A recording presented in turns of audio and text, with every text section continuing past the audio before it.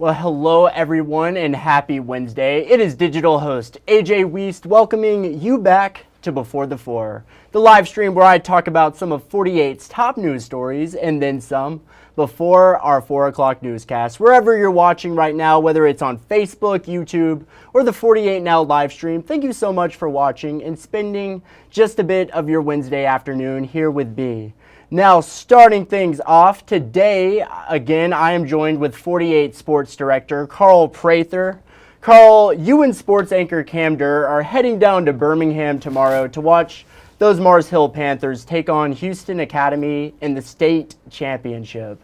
Talk a little bit about Mars Hill and what led up to in this incredible ride to state this season. What's up, AJ? Hope all is well, my friend, and hope all is well with North Alabama and the Tennessee Valley this afternoon on Before the Four. Thanks so much for having yours truly. Man, it has been a fun ride to watch Mars Hill Bible. And for those that are new or familiar with our area and our high school football teams in North Alabama and the Tennessee Valley, Mars Hill Bible is traditionally one of our better football programs and arguably one of the more productive programs in the state of Alabama. For those that are maybe familiar with where they're located over in the Shoals of the greater Florence area. Very private school, but more importantly, a smaller enrollment relative to some of our other classifications. So from class 1A to 7A are our classifications, 1A being the lowest, and it all pertains to enrollment. So for those that are not familiar with that program, this program is relatively young. Literally only been playing football for literally close to right around a decade or so. And when they started, obviously a small amount of football players there trying to start the program, had some growing pains, as you would imagine. A lot of those 7th and 8th graders that were there had to take their lumps at the varsity level. And slowly but surely, a coach by the name of Daryl Higgins comes to the program, and instantly, in a matter of 3 seasons, they are state champions. And most notably, their last state championship coming during the COVID season in 2020. But it's been a magical ride for Mars Hill and how popular and how productive this program has been. Tons of support. And as they head into tomorrow's contest at 11 a.m. in our Super 7 championships at the Class 3A level, they're taking on a Houston Academy team, obviously, that's very, very talented, brings a lot to the table. But for Mars Hill, it's been about just really, to be honest, the dominance, AJ, this year. They've lost only 1 game, but with all of that said, have had a lot of talented football players that have went through the program over the last 7 or 8 years or so. But they have 3 holdovers from that team in 2020. So some of those seniors that were part of the last state championship hoping to go out on a championship note tomorrow afternoon. That's right, and I didn't realize how young that football program was that you mentioned there, and really goes to show how much coaching makes a huge impact there. But Carl, I'm sure you've been to quite a few state championships over the years. Talk about the atmosphere down there at Protective Stadium and how different is it playing there versus playing at any old regular high school? Yeah, that's a great question. And once again, because we have so many new folks and residents here in North Alabama, Tennessee Valley, we say those that are familiar, those that are new to the area. Our Super 7 championships used to revolve between Bryant-Denny Stadium on the campus of the University of Alabama and Auburn University at Jordan-Hare Stadium. And the high school football over the last 20 plus years have had the opportunity to alternate between those 2 venues, as you would imagine for any high school kid. To be able to go in some of those hallowed grounds, to be able to compete for a state championship is nothing short of amazing. What's happened with the ever-changing landscape of college football, you've had excuse me. Woo! Excited, sneezing coming. That's right. But I did want to say, because of the evolution of college football, you have Alabama and Auburn that have had to basically take away their venues and their stadiums because of the college football playoff. You just never know if they make it, if they don't, relative to possibly hosting a home game. So now Bryant-Denny Stadium and Jordan-Hare Stadium are off the table. And now the Super 7 championships in the Alabama High School Athletic Association have decided to move their state championships for the time being to Protective Stadium, and a beautiful stadium on the south side of Birmingham in downtown Birmingham. It is the home of the Blazers of University of Alabama Birmingham, who competes in the American Athletic Conference. So it is a beautiful venue, and I know fans are going to be very excited to be there. This will be the second time in the last 4 years that Protective Stadium has been able to host the Super 7 championships, but there is a long and fruitful relationship that will go beyond this year as they stay there for the next couple of years until they find a new venue. But with all of that said, relative to the past venues at Bryant-Denny and Jordan-Hare, fans come out to support their local communities and their high school football programs like never before. Traditionally, we have more than one football team that represents North Alabama in high school football from the 1A through 6A level. This year, we only have one team, and that's Mars Hill Bible. But Mars Hill will come out in droves. I will tell you that earlier this morning, I had an opportunity to talk to Mars Hill Bible's head coach, Daryl Higgins. He's excited, sent me a video about the parade that they had with some of the students at school as they got on their charter buses and made the trek down to Birmingham. So as you would imagine, it's going to be an exciting time there, excitement across the board for Mars Hill Bible fans of high school football at the shows, and of course, high school football fans here in North Alabama.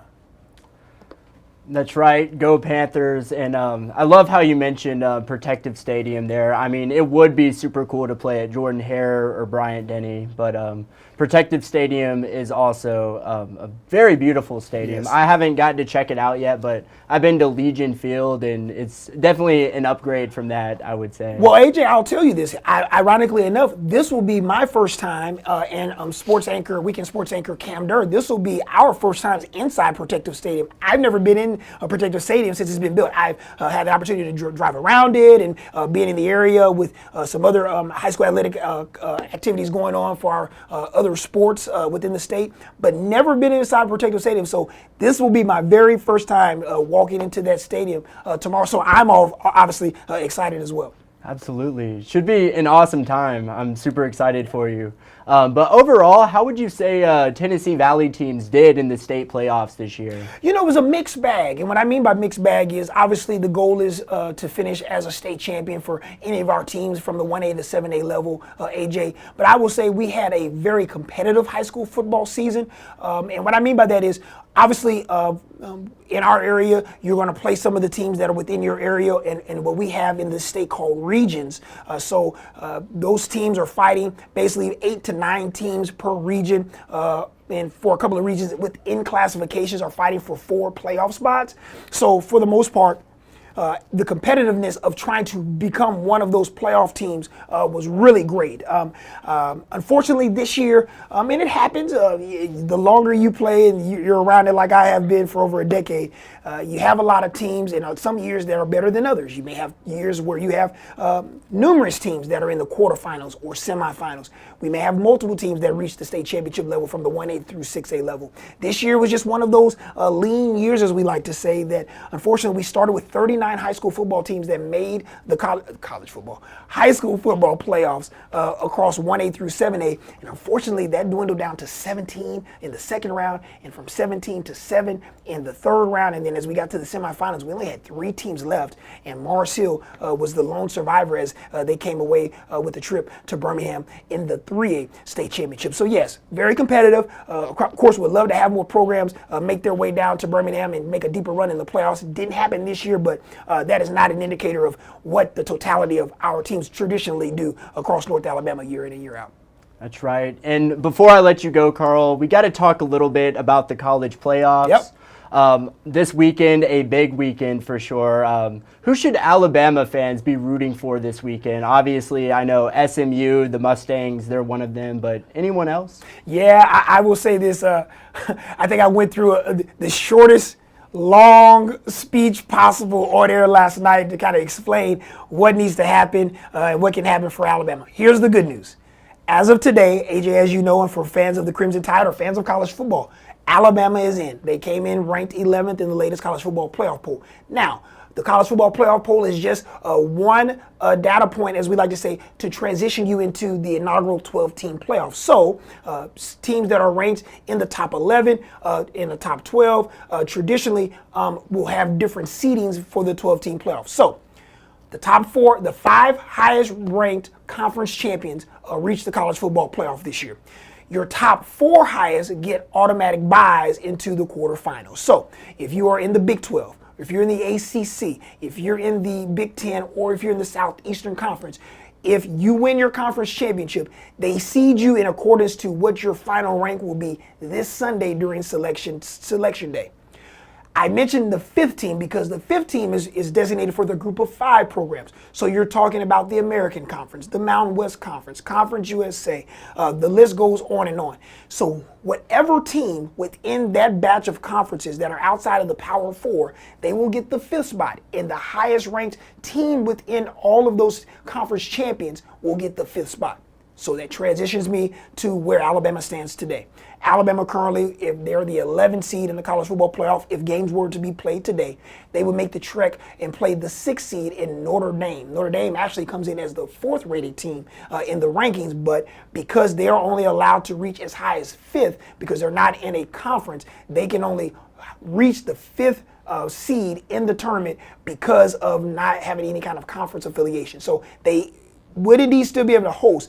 Seeds 5 through 8 will be able to host. So right now they will be able to host Alabama when the college football playoff starts later this month. So with all of that said, 3 games to keep your eyes out for. And I will mention the big one first. Clemson will take on its SMU, which is Southern Methodist University out of the greater Dallas area, on Saturday night. Clemson is outside of not only the inaugural 12-team bracket, but they're outside of the top 15 in the college football playoff rankings. SMU currently is the highest rated ACC conference member, and they have a bye in the college football playoff as we speak today. What that means is, if for the sake of argument, Clemson upsets and or beats SMU on Saturday, Clemson would receive the ACC automatic bid. Now, what do you do with the Southern Methodist, who comes in as ranked 8th in the college football playoff poll? Alabama is the last team in. Would SMU, whether they win by 1, lose by 1, lose by 50, however that looks, win or lose, if they win, they're in. And we basically, for the most part, have our 12-team playoffs as it is last night when they released the rankings. It'll just depend on seeding here and there, but the 12 will be set. If Clemson were to win, Clemson would jump and basically be a quote-unquote bid stealer, and they would hop into the 12-team playoff and have the automatic bid for the ACC. So that means what happens for the committee? Would they slide SMU all the way out of the field, or could they slide and get the last spot, which in turn would kick Alabama out of the college football playoff? The other 2 games of note: Saturday afternoon at 11. Arizona State will take on Iowa State. Arizona State currently is the 12th ranked team in the college football playoff, and they have the 12th seed in the playoff. If Iowa State, who is outside of the college football playoff bracket and outside of the top 15, if they were to win, they would get the automatic bid in the Big 12. So you have a possibility that those 2 games, and if they were upset, you could have the possibility that not only Arizona State get knocked out, but Alabama could get knocked out because of those automatic bids within the league. And the last game is going to happen on Friday night. It's going to happen in Boise, Idaho. And it's UNLV, the Running Rebs, University of Nevada, Las Vegas, taking on Boise State. UNLV, if they get the win, they're going to become the highest ranked group of 5 conference champion because they won the Mountain West. So they would automatically get in. The question now remains, would Boise State, with a 11 or 12-1 record, they only lost 3 points to the number 1 team in the country, Oregon, would they completely fall out of the college football playoff? They have the 4 seed, which is a bye right now. Would you move them completely out if they lose their conference championship game at home? So that's why I mentioned those 3 games, because Alabama is not fully entrenched within the college football playoff. If they were at 7, 6, 5, or in the upper portion of the rankings and in the seeding within the bracket, Alabama fans could feel more encouraged that no matter what happens on Friday and Saturday, they would be in once they would hear their name announced on Sunday. That is not the case. And if you have two of those teams that are not favored, that are outside looking into the playoff, that could potentially could mess some things up. But I think the big key is, above all of those, I think that basically UNLV would replace Boise State. They would be out. Iowa State would be Iowa State and Arizona State in the Big 12. They would be only a one-bid league out of the Big 12. So they would just replace each other. It would appear. I'm just forecasting. We don't know what the committee would do. But the big one is Saturday night, ACC Championship, Clemson and Southern Methodist University. If Clemson were to win and they get the automatic bid, what does the committee do with Southern Methodist? Do they keep them in as an 11-1 conference championship finalist, or do they completely move them out and keep Alabama in the field? It is must-see, high-drama, riveting TV for college football fans and just sports fans in general. I'm sorry, Alabama fans, Clemson fans, Southern Methodist fans, Arizona State, Iowa State, UNLV, and Boise State. It is going to be stressful. But even though it's stressful, you wouldn't want to have it any other way, with an opportunity to punch your ticket to the inaugural 12-team college football playoff. That's right, and that just goes to show like how crazy this college football season was. Time will definitely tell on that, and I am definitely super excited. I think I'll be glued to my TV all day Saturday. I won't be doing anything else. But Carl, thank you so much, and have a great time down there in Birmingham tomorrow. Got to shout out the Mars Hill Panthers, that is for sure. Absolutely, we want our hometown team to win. We can be non-objective for our high school kids to be able to have some success down there in Birmingham. Best of luck to Mars Hill, Daryl Higgins, his entire staff, and the Mars Hill community in North Alabama. All right, well, Carl, thank you so much. Yes, sir. And now, coming up after the break, we'll go through the weather forecast with 48 First Alert Chief Meteorologist Brad Travis. I'll see you all in 1 minute.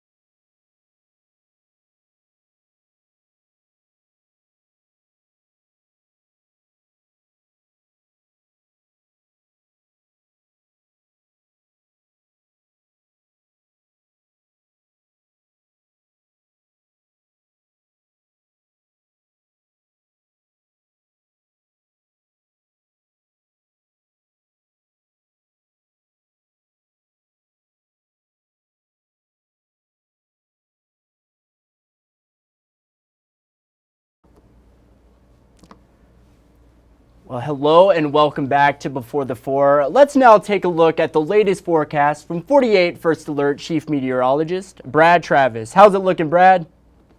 AJ, you see the clouds? You probably can look out your window and see the clouds have already returned, but we're not going to see much rain tonight. Everything's sinking south. The dry air's in place. Traffic's in good shape here, but again, we're not even near the start of the rush hour, at least the height of it anyway. Current temperatures, as expected, low 50s, a nice break.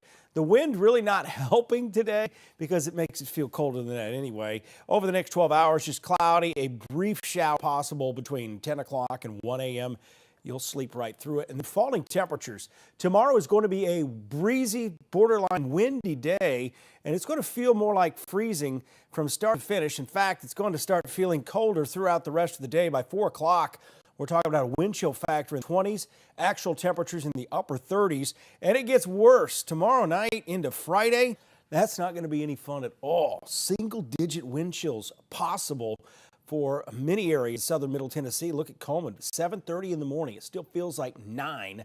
Over the next 3 days, we've got some huge changes coming this weekend. The entire weather pattern's changing for the warmer and eventually the wetter. And we're talking much wetter Sunday night and Monday. 41 tomorrow, 42 Friday, a morning low of 20. And keep in mind, the wind chill could be around 9 to start the day Friday. And then 52 Saturday. So we finally start to warm up. But big changes, we'll talk about those coming up today at 4 regarding rainfall, and some areas may see up to 3 inches of rain next week. Back to you, A.J. Well, thank you, Brad. And now let's head into the stories you're just not going to want to miss in our evening newscast. A Walmart closing its doors here in Huntsville. Get those details coming up. Packaged meat thefts at a Shoals Foodland.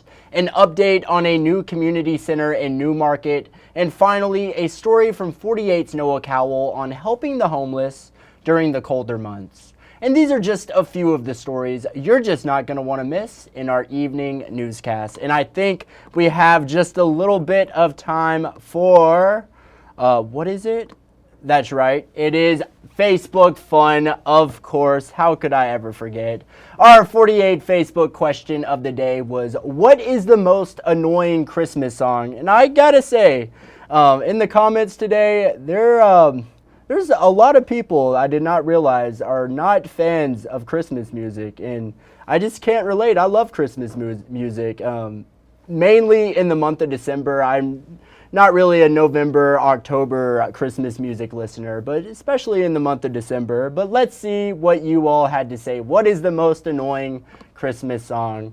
Jenny Hood said, any Alvin and the Chipmunks. Understandable, the squeaky voices there. 12 Days of Christmas, a bit repetitive. I could see that. Still a good song in my opinion though. Grandma Got Run Over by a Reindeer.